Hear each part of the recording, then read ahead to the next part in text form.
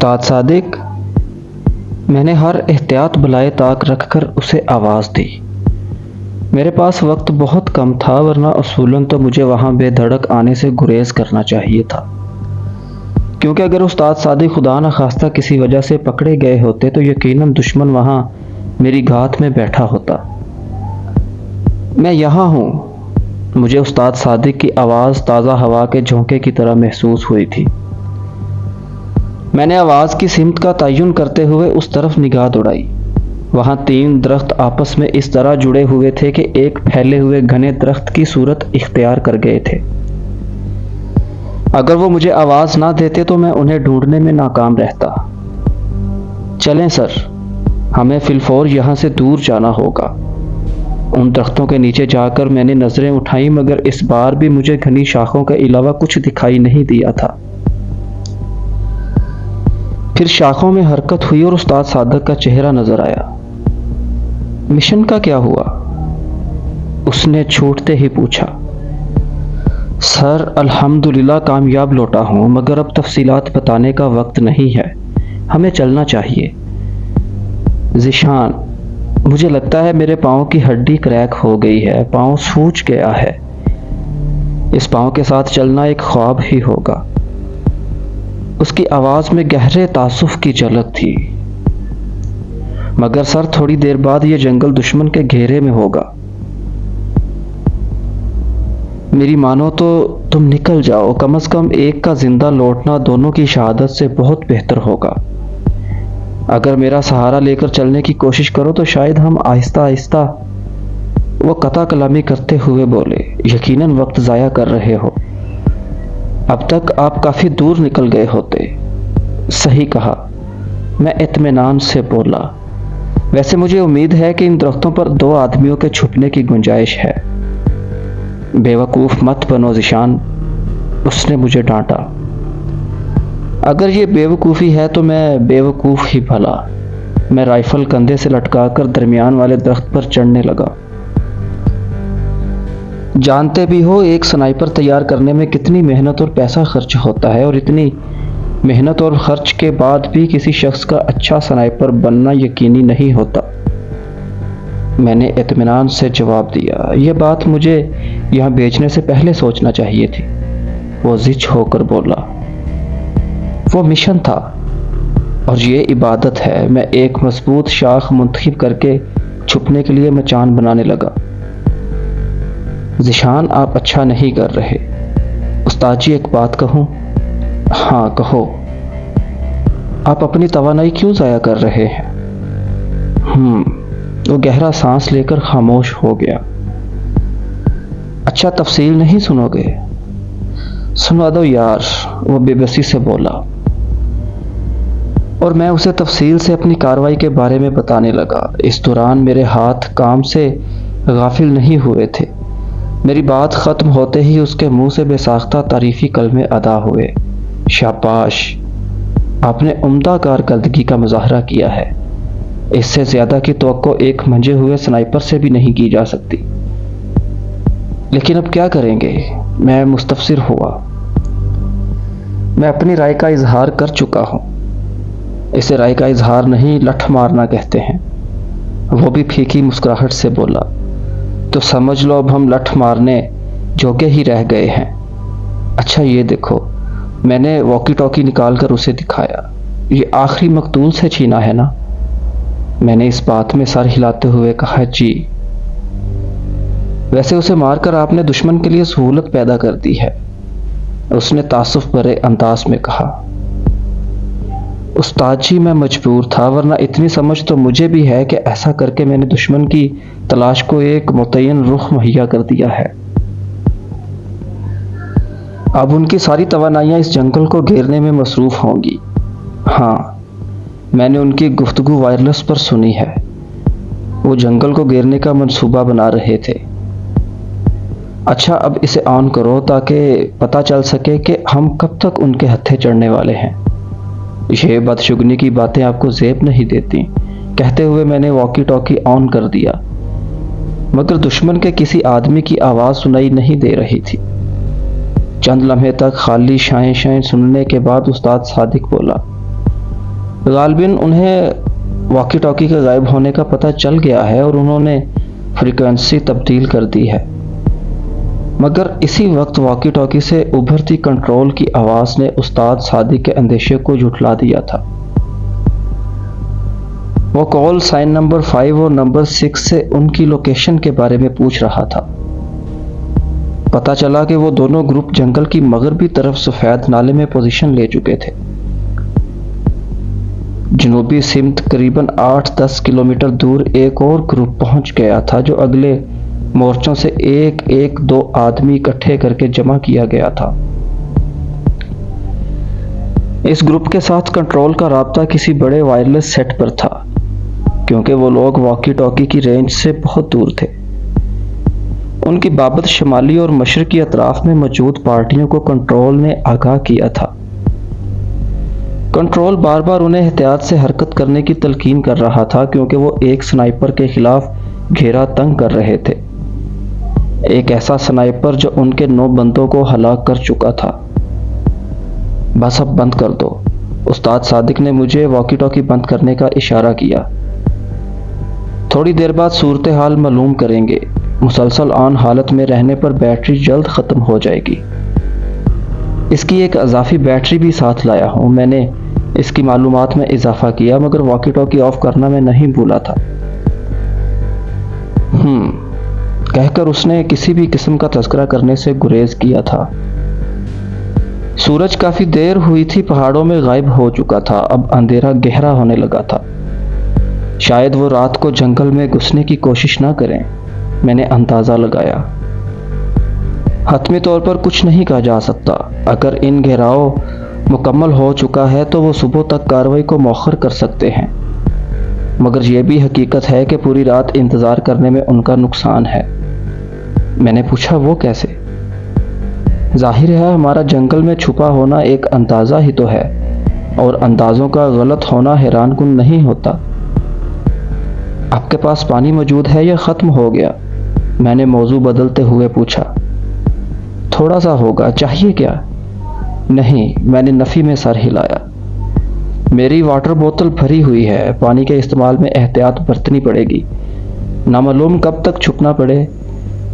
چشمے کی جگہ مجھے معلوم ہے، مگر فاصلہ زیادہ ہے، میں نے انکشاف کیا۔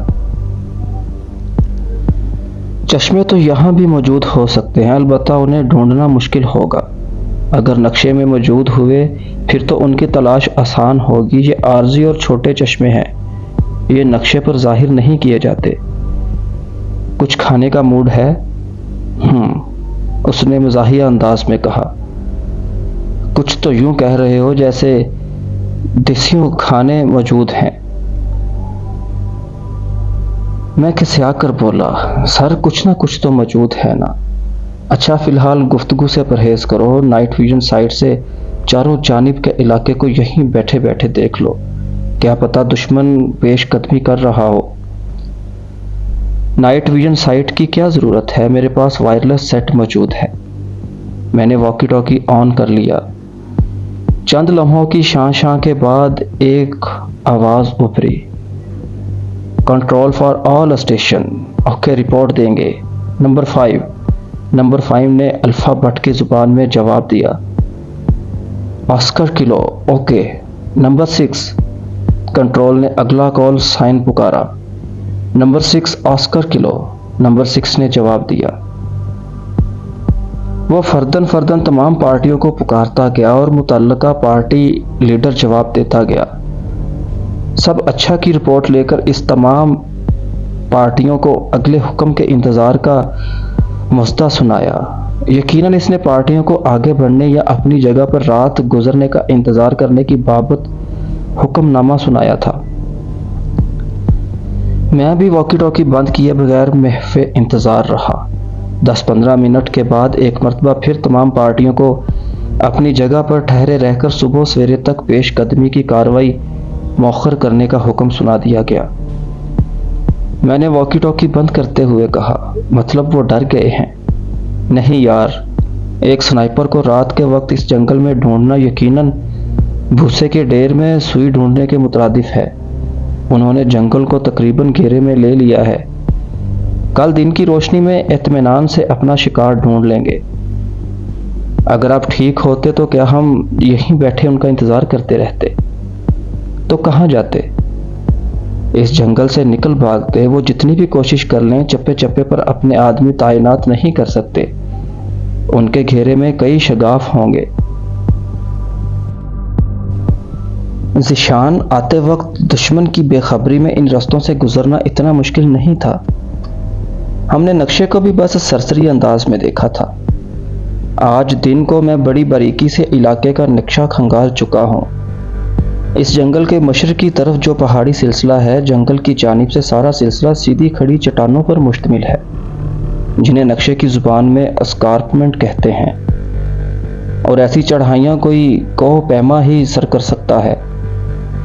مغربی جانب ان کے کسی سیکٹر کا بیس ہے، غالباً آپ جسے لالی سیکٹر بتلا رہے تھے، اور اسی پہاڑی سلسلے پر ان کی 2 اور پوسٹیں بھی موجود ہیں۔ سادہ الفاظ میں کہوں تو اس جانب سے اس وقت بھاگ نکلنا جبکہ پوسٹوں کے سنتری چوکنا ہوں نہایت دشوار بلکہ ناممکن ہے۔ شمال کی جانب تنگ درے کی روڈ اور سفید نالا ہے، یہ دونوں رستے کھلی کتاب کی مانند ہیں، اور سب سے بڑھ کر یہ رستہ دشمن کے علاقے کی طرف جاتا ہے۔ کوئی بیوقوف ہی اس سمت نکلنے کی کوشش کرے گا۔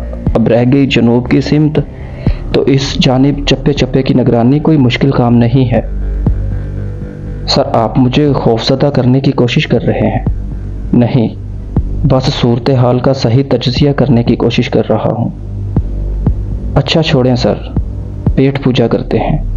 میں نے اسمال بیگ سے بنے ہوئے چنے کے بسکٹ نکال کر کھانا شروع کر دیے۔ یہ غذائیت سے بھرپور بسکٹ تھے، چند بسکٹ ہی آدمی کو 24 گھنٹے کی توانائی مہیا کر دیتے تھے، اور یہی بسکٹ استاد صادق کے پاس بھی موجود تھے۔ میری ترغیب پر اس نے بھی بسکٹ چبانے شروع کر دیے۔ اس نے بسکٹ کھا کر کہا، پانی مجھے بھی پلانا۔ شیلیں پہلے آپ پی لیں۔ میں نے اپنی جگہ سے سرک کر واٹر پائپ کی رخ استاد صادق کی طرف بڑھا دی۔ بہت میٹھا پانی ہے اس چشمے کا۔ سیر ہو کر پانی پینے کے بعد اس نے واٹر پائپ میری جانب بڑھا دیا۔ واقعی سر، بہت عمدہ پانی ہے۔ اچھا، اب آرام کر لو کیونکہ صبح ایک لمحے کے لیے بھی نہیں سو سکیں گے۔ ٹھیک ہے، مگر پہلے آپ کا پاؤں دیکھ لو۔ میں استاد صادق کی طرف بڑھ گیا۔ واقعی اس کا پاؤں کافی سوجا ہوا تھا، سوجن پنڈلی تک پھیل گئی تھی۔ اس کا علاج کسی ہسپتال ہی میں ممکن تھا۔ میں نے اپنی جگہ واپس آ کر آنکھیں بند کر لیں۔ میرے اعصاب جتنے بھی مضبوط ہوتے، میرا پہلا مشن تھا، اور ایسے حالات سے پہلی بار میرا واسطہ پڑ رہا تھا۔ گزشتہ رات کی طرح مجھے اس رات بھی بس واجبی سی نیند آئی، بار بار آنکھ کھل جاتی۔ چند بار میں نے واکی ٹاکی آن کر کے دشمن کو بھی سننے کی کوشش کی، بس ایک مرتبہ انہیں سب اچھا دیتے ہوئے سنا، اس کے علاوہ خاموشی چھائی رہی۔ صبح صادق کے وقت مجھے استاد صادق کی آواز سنائی دی، ذیشان سو رہے ہو؟ کوشش تو رات بھر رہی ہے مگر کوئی خاصی کامیابی نہیں ہوئی۔ اچھا، اپنی ضروریات سے فارغ ہو جاؤ کیونکہ دن بھر موقع نہیں ملے گا۔ ٹھیک ہے سر، مگر آپ یقیناً میرے لیے نیچے اترنا ممکن نہیں ہوگا۔ تو یہ کہ میرے پاس اس مقصد کے لیے شاپر موجود ہے، بس آپ کو تھوڑی زحمت کرنا پڑے گی۔ بڑی خوشی سے کہہ کر میں نیچے اتر گیا۔ نیچے اترنے سے پہلے میں نے اپنا اسمال بیگ اور رائفل وہیں مچان پر چھوڑ دی تھی۔ تھوڑی دور جا کر میں نے فطری تقاضا پورا کیا اور فضلہ جات کو بڑی احتیاط سے زمین میں دبا دیا، کیونکہ اس سے دشمن کو ہماری موجودگی کا یقین ہو جاتا، اور یہ یقین ان کی کوششوں کو تقویت دینے کے ساتھ انہیں مزید چوکنا اور محتاط کر دیتا۔ واپس جا کر میں نے استاد صادق کے شاپر میں بند فضلہ جات کو بھی ٹھکانے لگایا اور پھر درخت پر چڑھ کر خود کو مچان میں چھپانے لگا۔ چھپنے سے پہلے مجھے تھوڑا پانی دے دینا، بعد میں یقیناً ہمیں حرکت کرنے کا موقع نہیں ملے گا۔ جی سر، کہہ کر میں نے اسمال بیگ سے واٹر بوتل نکالی اور استاد صادق سے واٹر بوتل لے کر آدھا پانی اس میں منتقل کر دیا۔ خود کو کیموفلاج کر کے میں نے واکی ٹاکی آن کر لیا۔ پارٹیوں کو پیش قدمی کرنے کا حکم دیا جا رہا تھا، آگے بڑھیں لیکن احتیاط سے، فائر کرنے سے پہلے یہ بات مد نظر رہے کہ چاروں طرف آپ کے اپنے ساتھی موجود ہیں۔ کوشش یہی کرنا کہ دشمن زندہ ہاتھ لگے۔ میں ان کی باتیں سننے لگا، مگر استاد صادق نے زیادہ دیر مجھے واکی ٹاکی آن نہ رکھنے دیا۔ ذیشان بس وائرلیس سیٹ آف کر دو، اس کی آواز دور تک سنائی دیتی ہے۔ جی سر کہہ کر میں نے واکی ٹاکی آف کر دیا۔ 1.5-2 گھنٹے کے بعد دشمن کے چند سپاہی ہمارے قریب سے گزرتے چلے گئے۔ وہ آہستہ قدموں سے دائیں بائیں کا جائزہ لیتے ہوئے وہاں سے گزر رہے تھے۔ گاہے گاہے وہ درختوں کے اوپر بھی نظر ڈال لیتے تھے۔ مجھے ان کے انداز میں خوف کی جھلک نظر آئی۔ بلا شبہ وہ اندھی گولی کا شکار ہونے سے خوف زدہ تھے۔ شام تک وہ وہیں گھومتے رہے۔ مختلف اطراف سے فائرنگ کی آواز بھی سنائی دیتی رہی۔ رات کو بھی پارٹیوں نے جنگل میں ڈیرا ڈالا، مگر ہماری مچان کے قریب کوئی پارٹی نہیں ٹھہری تھی۔ اندھیرا گہرا ہوتے ہی میں پہلے تو شب دید اینک لگا کر چاروں جانب کسی دشمن کے نہ ہونے کا یقین کیا، اور پھر واکی ٹاکی کی آواز کم کر کے آن کر لیا۔ ان کی باتوں سے پتہ چلا کہ ہر پارٹی کو 2 حصوں میں تقسیم کیا گیا تھا۔ ایک گروپ کا کام جنگل میں گھس کر تلاشی لینا اور دوسرے گروپ کا کام جنگل کا گھراؤ کرنا تھا۔ اس لیے گھیرا ڈالنے والی پارٹیاں کل سے اپنی اپنی جگہ موجود تھیں، اور تلاشی کے لیے مختلف پارٹیاں 3 اطراف سے جنگل میں داخل ہو چکی تھیں، بلکہ اندھیرا چھا جانے کے بعد بھی جنگل ہی میں تھیں۔ البتہ اندھیرا چھانے کی وجہ سے پارٹیوں کو اپنی اپنی جگہ پڑاؤ ڈالنے کا حکم دے دیا گیا تھا۔ میرے پاس پانی ختم ہو گیا ہے، میں نے گفتگو کی ابتدا ہی مایوسی بھری خبر سے کی۔ استاد صادق نے مسکرا کر کہا، یہی خبر میرے پاس بھی ہے۔ مطلب اپنی آزمائش شروع ہو گئی ہے، وہ اطمینان سے بولا۔ سنائپر کی ساری زندگی ہی آزمائشوں میں گھری ہوتی ہے۔ ویسے پانی کے بغیر انسان کتنے عرصے تک زندہ رہ سکتا ہے؟ کچھ کہا نہیں جا سکتا ہے۔ اس کا انحصار تو انسان کی جسمانی حالت، ارادے، اللہ پاک کی ذات پر اعتماد اور واپس لوٹنے کی امید پر ہوتا ہے۔ ویسے سنا یہی ہے کہ پانی کے بغیر لوگ مہینہ بھر بھی زندہ رہے ہیں۔ یہ کہہ کر وہ ایک لمحے کے لیے رکا اور پھر مسکراتا ہوا بولا، بہرحال یہاں ایسا کوئی خطرہ نہیں ہے۔ درختوں کے سبز پتے پانی اور خوراک دونوں کی کمی کو پورا کرنے کی خاصیت رکھتے ہیں۔ میں دبی آواز میں ہنستے ہوئے کہا، ویسے سر آپ پہلے بھی مختلف مشن پر سرحد پار آ چکے ہیں، کیا کبھی ایسی صورتحال سے واسطہ پڑا؟ وہ گہری سوچ میں ڈوبتا ہوا بولا، میں پہلے مشن میں کامیابی کے قریب پہنچ گیا تھا، مگر مجھے اپنے استاد نے دھوکہ دے دیا۔ میں نے حیرانی سے پوچھا، استاد نے دھوکہ دے دیا؟ ہاں ذیشان، استاد ہاشم میرے ساتھ سینئر تھا۔ ہم دونوں ایک ہی جھاڑی میں چھپے ہدف کی آمد کے منتظر تھے۔ ہدف کے نظر آتے ہی استاد کے حکم پر میں نے گولی چلائی جو ہدف کے ماتھے پر لگی تھی۔ دشمن کی تعداد کافی زیادہ تھی، اور ہماری بدقسمتی کے دشمن کو ہماری جگہ کے بارے میں اندازہ ہو گیا تھا۔ استاد ہاشم نے مجھے وہاں سے فرار ہونے کا کہا، اور میری سنائپر رائفل مجھ سے یہ کہہ کر لے لی کہ اس کی رائفل فائر کے قابل نہیں رہی تھی۔ اپنی رائفل اس نے مجھے پکڑا دی تھی۔ استاد جی آپ بھی چلیں نا، میرے لہجے میں نہ تجربہ کاری بول رہی تھی، ورنہ وہاں سے دونوں آدمیوں کا ایک ساتھ بھاگنا موت کو دعوت دینے کے مترادف تھا۔ پر یہ بات استاد ہاشم کو اچھی طرح معلوم تھی۔ اس نے کہا، آپ سیدھے وہاں پہنچے جہاں ہم نے گزشتہ شب گزاری تھی۔ وہاں سے پہلے رکنے کی کوشش نہ کرنا اور میری فکر بھی نہ کرنا۔ میں مرنے والا نہیں، مجھے ایک دوسرا رستہ معلوم ہے۔ مجھے متذبذب دیکھ کر اس نے مجھے تسلی دیتے ہوئے کہا، وعدہ کرتا ہوں زندہ رہوں گا، اور یہ بھی اپنے پاس رکھو، میں آ کر لے لوں گا۔ کم از کم یہ وزن تو آپ ساتھ لے جائیں تاکہ مجھے بھاگنے میں آسانی رہے۔ اس نے اپنا پستول، ماں، فالتو میگزین کے اور اپنی واٹر بوتل بھی میرے حوالے کر دی۔ استاد جی، میں نے تکرار کرنا چاہی، مگر اس نے قطع کلامی کرتے ہوئے اپنی جیب سے ایک لپٹا ہوا کاغذ نکال کر میری جانب بڑھاتے ہوئے کہا، اگر مجھے تھوڑی دیر ہو جائے تو اس رستے پر چل پڑنا، یہ بالکل آسان اور محفوظ رستہ ہے۔ اب بھاگو، ورنہ میں صحیح طور پر دشمن کو نہیں روک پاؤں گا۔ اس کی تنبیہ سے پہلے دشمن کی جانب سے فائر کے 2-3 برسٹ آئے اور میں پیچھے کو کھسک گیا۔ اسی وقت ہلکی سی ٹھک میری سماعتوں سے ٹکرائی اور مجھے پتہ چل گیا کہ دشمن اپنے ایک آدمی سے محروم ہو گیا ہے۔ گھنی جھاڑیوں کا سلسلہ اتنا طویل نہیں تھا، مگر ان جھاڑیوں کی آڑ لے کر فرار ہوا جا سکتا تھا۔ جھاڑیوں کے اختتام پر ڈھلان تھی، وہاں پہنچ کر بندہ یوں بھی نظروں سے اوجھل ہو جاتا تھا، لیکن یہ سب اس وقت ممکن تھا جب دشمن کو ہماری جگہ کے بارے میں پتہ نہ ہوتا۔ اب تو دشمن اس جانب متوجہ ہو گیا تھا اور یقیناً ہمارا تعاقب کر کے وہ آسانی سے ہمیں رستے ہی میں دھر لیتے۔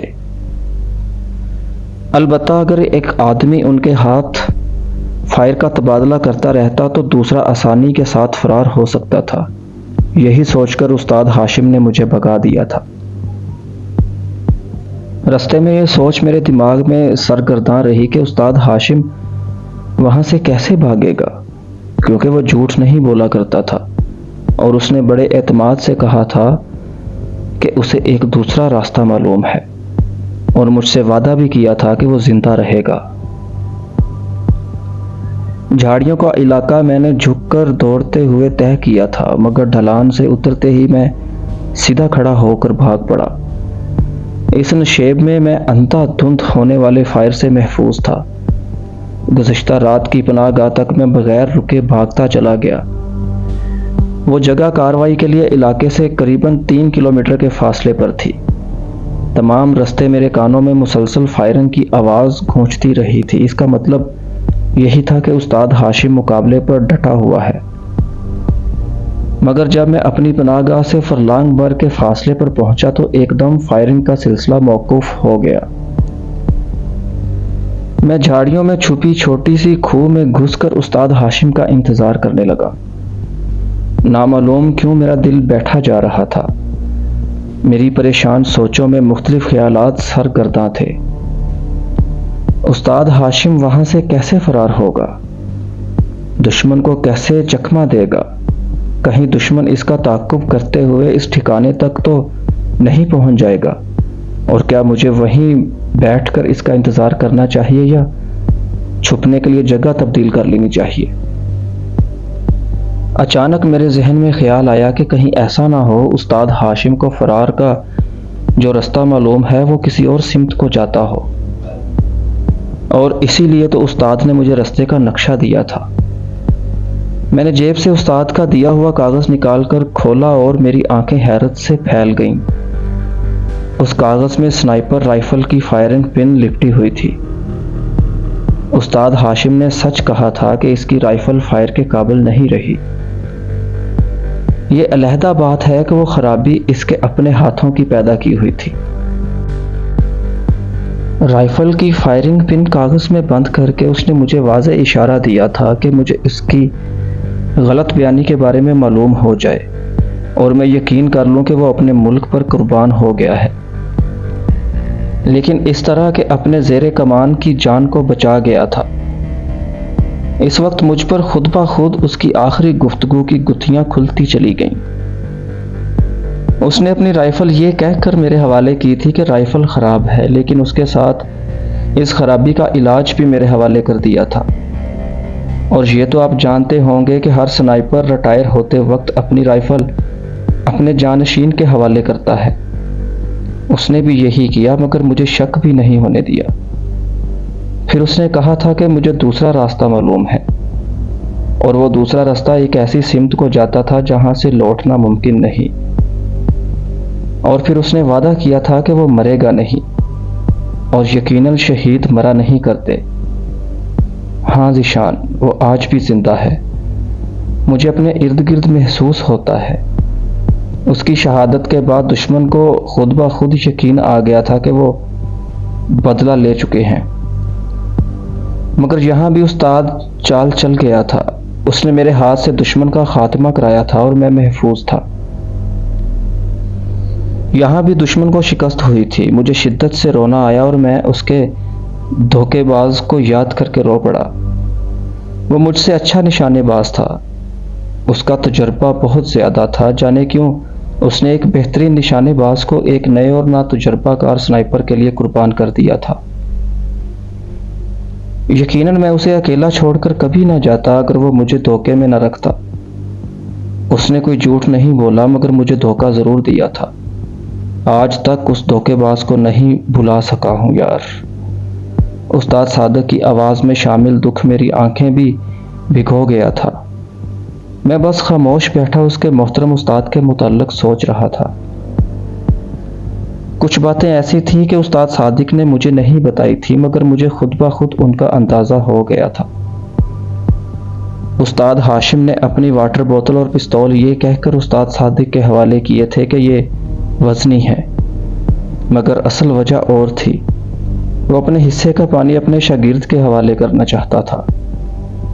اسی طرح پستول اور اس کے اضافی راؤنڈ بھی رستے میں استاد صادق کے کام آ سکتے تھے۔ رات کو سوتے ہوئے بھی میری سوچ میں استاد ہاشم اپنے اندیکھے خد و خال کے ساتھ سرگرداں رہا۔ صبح صادق کو اٹھ کر ہم نے اپنی فطری ضروریات کو پورا کیا۔ آج میں ان درختوں سے زیادہ دور نہیں گیا تھا۔ ملگجا اجالا ہونے سے پہلے ہم کیموفلاج ہو کر بیٹھ گئے تھے۔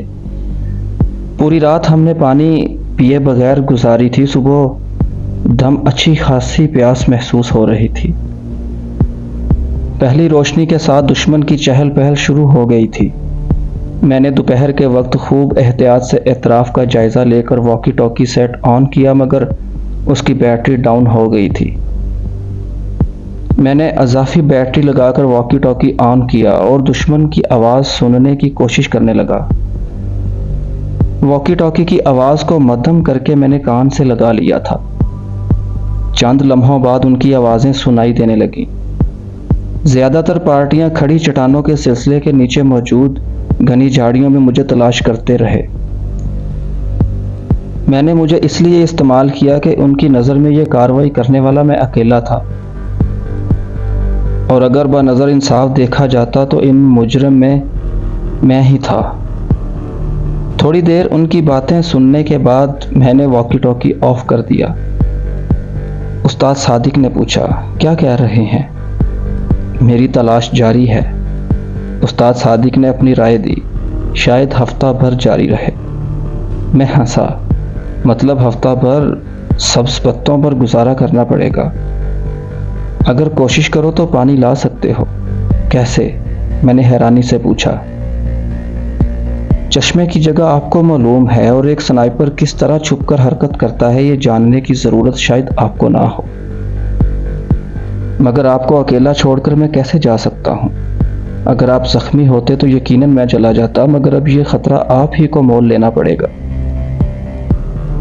میں خفت بھرے لہجے میں بولا، سر آپ بات کو کوئی اور رخ دے رہے ہیں، میرا مطلب یہ نہیں تھا۔ نہیں ذیشان، پانی لانے میں واقعی بہت زیادہ خطرہ ہے، مگر اس کے بغیر چارہ بھی تو کوئی نہیں۔ مجھے کس وقت نکلنا چاہیے؟ میں استاد صادق کے دل میں کوئی غلط فہمی پلتے نہیں دیکھ سکتا تھا۔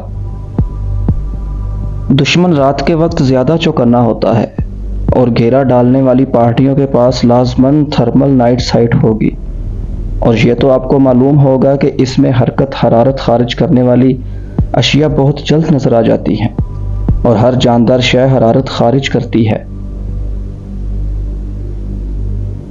یعنی مجھے بھی روانہ ہو جانا چاہیے۔ میں نے کلائی پر بندھی گاڑی پر سے کپڑا ہٹا کر وقت دیکھا، دن کے 1:30 بج رہے تھے۔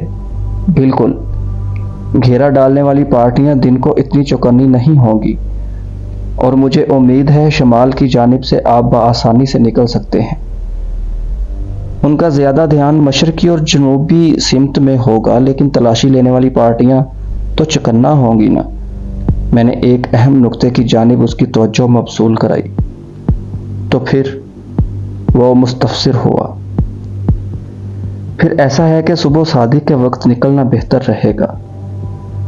اس وقت پہرے دار عموماً سستی اور کاہلی کا شکار ہو جاتے ہیں۔ گڈ، اس نے تحسین آمیز لہجے میں کہا۔ یعنی آپ مجھ سے متفق ہیں؟ 100%۔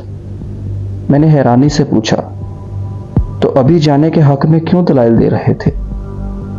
بس آپ کو جانچنا تھا۔ شکر ہے کہ میں آپ کے معیار پر پورا اترا۔ استاد کا کام ہر پل شاگرد کو جانچتے رہنا ہوتا ہے۔ میں ہنسا۔